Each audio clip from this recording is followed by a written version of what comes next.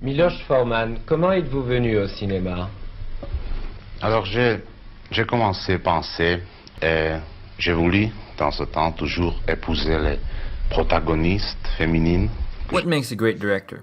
The French argue one must always have a sense of personalization, a distinctive style present throughout your entire career, direct creative control over your narratives, and self-awareness. In other words, one must be an auteur. But what if you choose to adapt instead of write? What if halfway through your career you start changing things up a little, then by a lot? What if this leads you to making your most successful, most critically acclaimed films yet? From his humble beginnings in the Eastern European nation of Czechoslovakia, MIlos Forman was already an established filmmaker, recognized at home and overseas. But after a move to the United States and a shift in directing style, he went from being a leader of an art movement to an Oscar-winning Hollywood director. Today we will be exploring MIlos Forman's stylistic and thematic evolution from his Czech filmmaking to his American exodus. What changed? And what does this entail for Forman's artistic integrity? Does it disqualify him from being an auteur, or is it a means to an end more directors should strive for? In the early 1960s, an art movement was gaining traction in the politically unstable Eastern Europe, the Czechoslovakia New Wave. With government censors relaxing by the dawn of the 60s, filmmakers of this era, including Forman,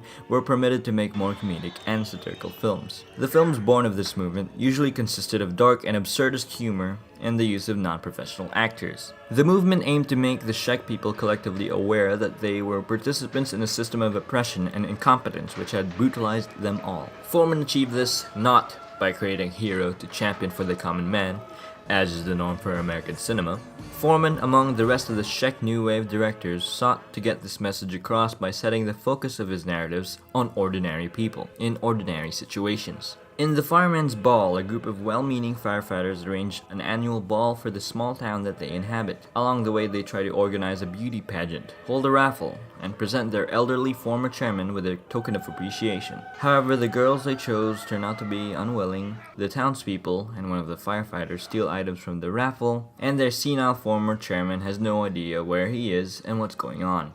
Amidst the commotion, they receive a fire alarm and attempt to get to the location of the fire, only to have the fire engine get stuck in a ditch, forcing them to go on foot, making them arrive far too late and cause them to try to use snow to put out the hopelessly out-of-control blaze. The characters, far too old to be still fighting fires and far too disorganized to be hosting balls, make us sympathize with their incompetence. In Loves of a Blonde, a young woman desperate for love throws herself upon a traveling piano player who dutifully takes her to his home where his two nagging parents greet him. They go at the piano player, scolding him, as though he were 7 years old, about his romantic pursuits. The story then becomes a charming yet satirical take on the almost whimsical trivialities that adolescence offers. The juxtaposition of the content of the scene and its Soviet setting really highlight that despite the oppressive nature of the Soviet occupation of Czechoslovakia, the more innocent things remain. Awkwardness, sexual frustration, and the desperate need for acceptance are universal. And Forman may be hinting that, at its core, the resulting situations are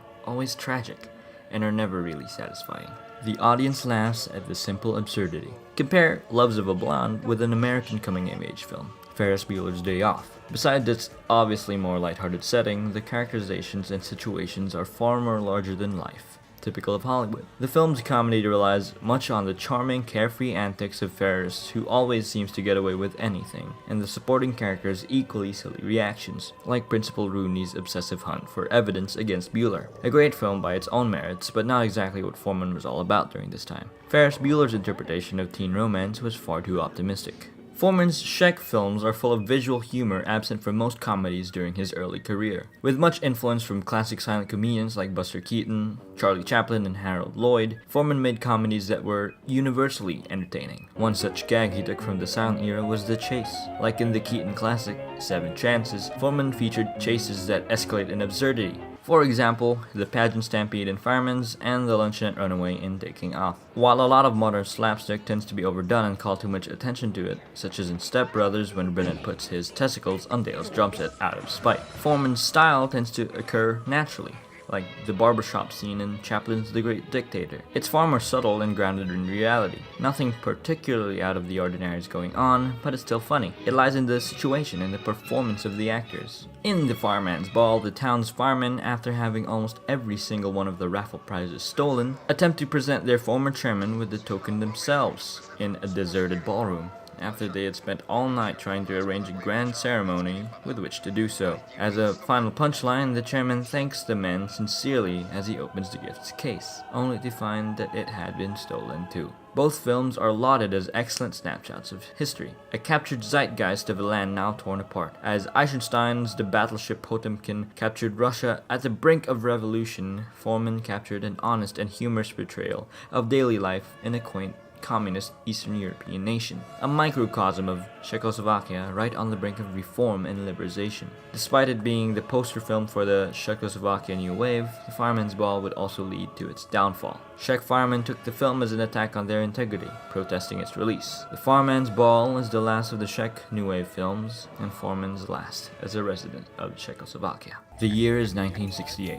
Although Forman only intended The Fireman's Ball to be a small, silly film about the human condition, the Czech Communist Party took it to be too cynical, thinking it was a damagingly critical take on the party's leadership. They feared it would incite uprising and protest, and thus banned the film. The film's producer was so dissatisfied with the outcome that he pulled funding for the film, and thus putting Forman in hot water for economic damage to the state, possibly netting him a decade in prison. Jean-Luc and François Truffaut purchased the rights to The Fireman's Ball and had Forman's charges dropped. Forman was in France to pitch his next movie to them, and after this event, he decided not to return. Forman immigrated to the United States to begin again. After a period of self-doubt and uncertainty, Forman went back into filmmaking. In 1971, Taking Off was released. It was Forman's first American film, and according to Forman, his last Czech film. How so? Jeannie Tyne runs away from her upper-class suburban New York home to the city where she joins an audition for a concert performance. The scene of the audition is filmed much like a documentary,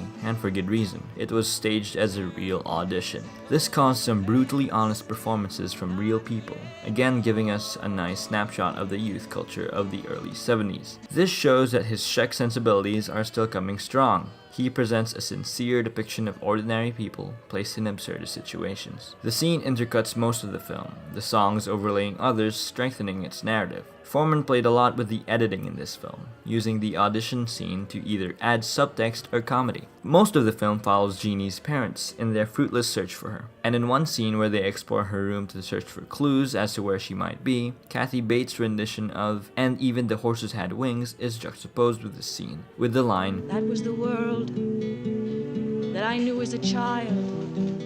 Her parents' search leads them to many awkwardly hilarious situations. Her father, Larry Tyne, along with a friend, goes out to get drunk at the bar instead of searching for her, uncoordinatedly trying to eat some hard-boiled eggs. After unsuccessfully attempting to peel them, he instead chews on it, shell and all. Midway through the film, they join an association of parents dedicated to looking for their lost children. In order to further understand them, they engage in a group session in which an avid enthusiast guides them through the process of smoking a joint of marijuana. It goes further. The visual language is also reminiscent of his early films. When Larry confronts Jeannie about her absence and finds out that she'd been with a boy, he tells her not to be embarrassed and asks her to invite him over for dinner. After meeting her boyfriend, Larry and Lynn find out that he is a hippie, then makes $200,000 a year off of his music.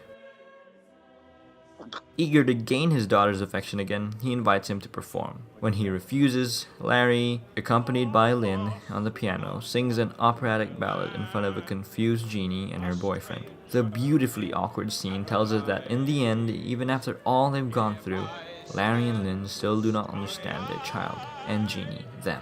Unlike most films about rebellious teenagers and their worried parents, Forman addresses not the generational gap, but both parties' lack of comprehension of each other's wants and needs. Despite praise from critics, Forman was not satisfied. Taking Off was a commercial failure. It was from this point on Forman would decide to change his approach to filmmaking. This decision would lead to his most successful films yet. From telling stories about the little man, the loser, Forman began making films with larger-than-life characters. In 1975, Forman adapted Ken Kesey's One Flew Over the Cuckoo's Nest. This film, while still relying on an ensemble performance like in Fireman's Ball and Taking Off, was a major departure from his earlier films. Less experimental and nuanced, this film is quite obviously more influenced by Hollywood-style productions. The narrative was far more straightforward and the performers were more experienced actors. With big names like Jack Nicholson, Danny DeVito, and Christopher Lloyd attached, this film drew in more attention from the public. The film centered on a group of mental hospital patients in a ward controlled by the tyrannical head nurse, Miss Ratched, and how the free-spirited rebel McMurphy inspired them to stand up for themselves and have fun. These changes may not have necessarily hurt Forman's filmmaking. In fact, a significantly positive change stemming from the departure is his use of proper character development. In most of his previous films, his characters, possibly as a symptom of their realness, are stubborn and do not really change from the first act to the last. The firemen remain hopeless, the blonde remains dissatisfied with their life, and the Tynes still cannot connect with their daughter. McMurphy, on the other hand, is first shown to be a selfish, manipulative character that uses charm to get his way. As the film progresses, we see him start to genuinely care about his wardmates, breaking through Chief's emotional walls, taking the group fishing, helping Billy lose her virginity, and risking his chances of escaping to avenge his death. And in the end, he is left a shell of his former self, lobotomized, rid of his most defining characteristics. Ratched, on the other hand, starts off cold and imposing, and the audience slowly but surely begins to realize her sadism behind her false altruism. As McMurphy tears away at her grip on the ward, the climax has him take away the last thing she uses to control the patients, her voice. The patient's unquestioned fear for her is now gone.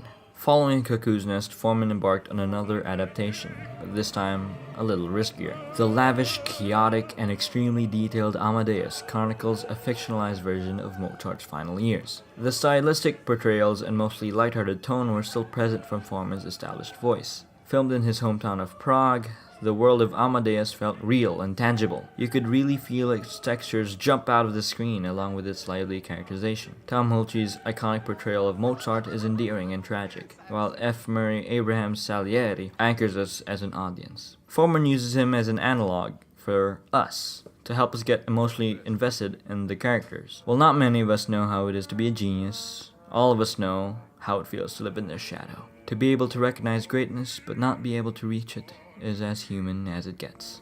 What does this mean for Forman as a director? Was it an evolution or a cheap sellout? Does he lack artistic integrity? One could argue that while Forman may have made a significant departure from his early work, the consistency that can be found throughout his work, be it Czech or American, may still qualify him to be an auteur. A common theme in Forman's films is that of anti-establishment. The Fireman's Ball poked fun of the bumbling fools running the fire brigade. The seemingly dignified men of bravery and authority in uniform failed to even complete the most basic of their job description, put out a fire. How much less could they run a celebration of a town of over 100 in population? Taking Off highlighted the weaknesses of parents finding common understanding with their children. Their misguided ways of trying to find and understand their troubled youths prevent them from actually connecting and getting back to their runaways. One Flew Over the Cuckoo's Nest had McMurphy repeatedly defying the nurses, orderlies, and psychiatrists, much to the delight and empowerment of the emasculated and belittled patients of the mental health ward. Finally, in Amadeus, Mozart constantly goes against establishment and tradition to produce his most masterful work,